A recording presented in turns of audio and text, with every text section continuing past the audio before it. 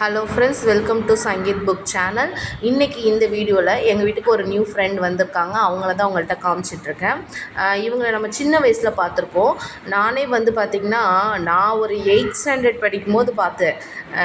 முன்னெல்லாம் அதிகமாக இருப்பாங்க. அவங்க எல்லார் வீடுகளே வருவாங்க. மழை பெஞ்சு முடிஞ்சோன்னு வருவாங்க.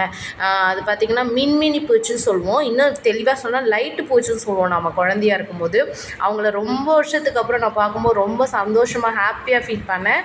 ஸோ அந்த வீடியோ தான் உங்கள் கூட நான் ஷேர் பண்ணியிருக்கேன். இவங்க பாருங்கள், அழகாக எங்கள் வீட்டு அந்த படிக்கட்டு மேலே அங்கே பாருங்கள், நான் லைட் ஆஃப் பண்ணிவிட்டு காட்டும்போது அவங்களோட உடம்புல பாருங்கள் லைட் எரியும். அந்த பூச்சி அதனால தான் நம்ம லைட் பூச்சினே சொல்லுவோம். வெளிச்சம் உங்களுக்கு தெரியும்னு நினைக்கிறேன். இந்த மாதிரி பூச்சி நீங்கள் எப்போ பார்த்தீங்க? இப்போ இந்த இனங்கள்லாம், இந்த பூச்சி இனங்கள்லாம் அழிஞ்சே போயிடுச்சு. ஸோ ரொம்ப சேடாக இருக்குது. நம்ம குழந்தைங்களுக்குலாம் இதை காமிக்க முடியல. லைட் பூச்சி நம்மளாம் ஜாலியாக வச்சுட்டு இருந்த விளையாண்ட காலங்கள்லாம் இருக்குது. இன்றைக்கி நம்ம குழந்தைங்களுக்கு இது தெரியல.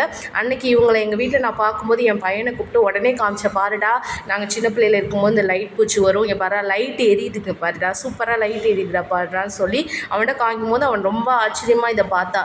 மின்மினி பூச்சின்னு சொல்லுவோம், லைட் பூச்சின்னு சொல்லுவோம். ஸோ இந்த அனுபவம் உங்களுக்கு இருந்துக்கா? உங்கள் பசங்களுக்கு இதெல்லாம் நீங்கள் காமிச்சிருக்கீங்களாங்கிறத என்கிட்ட கமெண்ட்டை சொல்லுங்கள். நான் லைட் பூச்சின்னு சொல்லுவோம், மின்மினி பூச்சின்னு சொல்லுவேன். நீங்கள் என்னன்னு சொல்லுவீங்க? இதோட பேர் வேறு ஏதாவது இருந்தால் எனக்கு சொல்லுங்கள், சரிங்களா?